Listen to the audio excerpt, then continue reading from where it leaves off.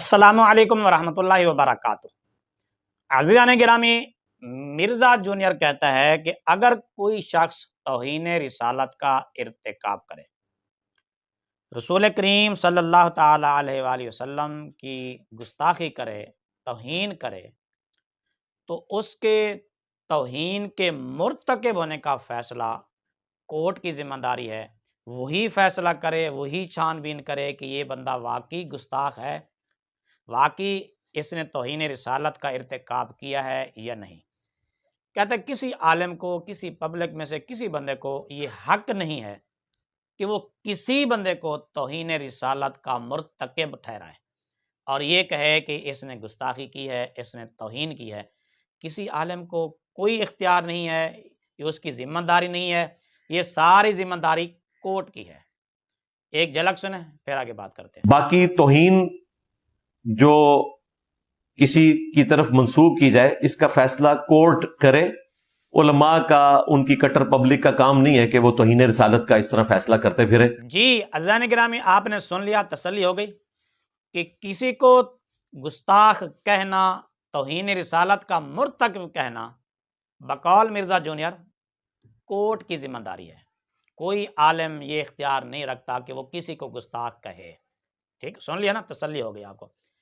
ٹھیک اسی ہی ویڈیو میں آدھے گھنٹے سے بھی پہلے کی ایک اور جھلک سنیں پھر آگے بات کرتے ہیں۔ یہ سارا توحید کا جو یہاں پہ آپ کو جنازہ نکلتا ہوا نظر آ رہا ہے، تو اس میں پورا حصہ وہابیوں اور دیوبندیوں نے ڈالا ہے۔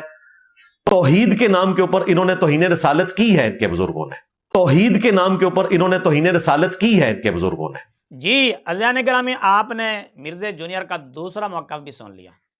ادھر کہتا ہے کہ کورٹ کے علاوہ کسی کو اختیار نہیں کہ وہ کسی کو گستاخ کہے، کسی کو توہین رسالت کا مرتکب قرار دے، اور ادھر خود کہہ رہا ہے کہ دیوبندیوں، وہابیوں نے توحید کی آڑ میں گستاخی کی ہے، انہوں نے توہین رسالت کی ہے اور نبی پاک صلی اللہ تعالی علیہ وسلم کی گستاخی کی ہے۔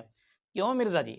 ادھر تو نے ابھی دعویٰ کیا ہے آدھا گھنٹہ پہلے کہ کورٹ کے علاوہ کوئی بندہ، کوئی عالم کسی کو گستاخ نہیں کہہ سکتا، اور اپنی اسی ہی ویڈیو میں آدھے گھنٹے سے بھی پہلے تو اپنی کہی ہوئی بات بھول گیا۔ اتنی نسیان کی بیماری اور اتنے بھولنے کی بیماری، اتنا تیرا حافظہ کمزور ہو گیا کہ تو اپنی کہی ہوئی بات آدھا گھنٹہ بھی یاد نہیں رکھ سکتا۔ کمال ہے۔ خود کہتا ہے کہ کورٹ کے علاوہ کوئی بندہ کسی کو گستاخ یا توہین رسالت کا مرتکب ڈکلیئر نہیں کر سکتا، اور تو خود کہہ رہا ہے کہ دیوبندیوں نے، وہابیوں نے توہین رسالت کا ارتکاب کیا ہے، ان کے بڑوں نے گستاخیاں کی ہیں۔ او مرزا جی، کم از کم کوئی دماغ کا علاج تو کرا، کوئی بادام کھا، کوئی اخروٹ کھا۔ اتنی تمہیں نسیان کی بیماری اور اتنا تمہیں بھولنے کی عادت، جس کو نسیان کی بیماری لاحق ہو جائے مرزا جی، اس کی حدیث قابل قبول نہیں ہے، دین کے بارے میں اس کی بات حجت نہیں ہے۔ تو مرزا جی، تو صرف نسیان کا شکار نہیں ہے، تو جان بوجھ کر الٹا جھوٹ بھی بول رہا ہے ساتھ ساتھ، اور آخری عمر تو کیا آپ کو آدھے گھنٹے میں بات یاد نہیں رہتی؟ بھئی آدھا گھنٹہ پہلے کیا کہا تھا، آدھا گھنٹہ بعد کیا کہہ رہا ہوں؟ میرے سیدھے سادھے مسلمان بھائیوں، اس بندے کا مشن مسلمانوں کو آپس میں لڑانا ہے، اس کے علاوہ کوئی مقصد نہیں ہے اس کا۔ ایک ہی ویڈیو میں، ایک ہی مجلس میں اور ایک ہی محفل میں تھوڑی دیر پہلے کوئی بات کرتا ہے، اس کے بعد فوراً کوئی بات کر دیتا ہے۔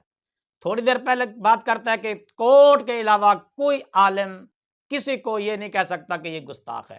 اب خود دیوبندی اور وہابیوں کو گستاخ کہہ رہا ہے، کہتا ہے کہ توحید کی آڑ میں ان کے بڑوں نے گستاخیاں کی ہیں۔ اور مرزا جی، اتنی جلدی تو اپنی بات کیوں بھول گیا؟ ٹائم قیامت تک جواب دینا جس کا، ٹائم قیامت تک کے لیے یہی نتیجہ ہوتا ہے اپنی خواہش کے پیچھے چلنے کا، اپنی نفسانی خواہشات کے پیچھے بھاگنے کا۔ اگر کوئی بندہ کسی اصول پر، ضابطے پر، قانون کے مطابق چلے تو یقیناً وہ اتنی ذلت اور رسوائی کا شکار نہیں ہوتا۔ یہی نتیجہ ہے خواہشات کے پیچھے چلنے کا، کہ جب ایک بات اپنی خواہش کے مطابق کہی، پھر جب دل نے اس کو نہ مانا اس کے خلاف کہہ دی، پھر دوسری بات جب دل اس پر بھی مطمئن نہ ہوا پھر اس کے خلاف تیسری بات کہہ دی۔ مرزا جی، یہ اسی طرح نتیجہ ہوتا ہے نفسانی خواہشات کے پیچھے بھاگنے کا۔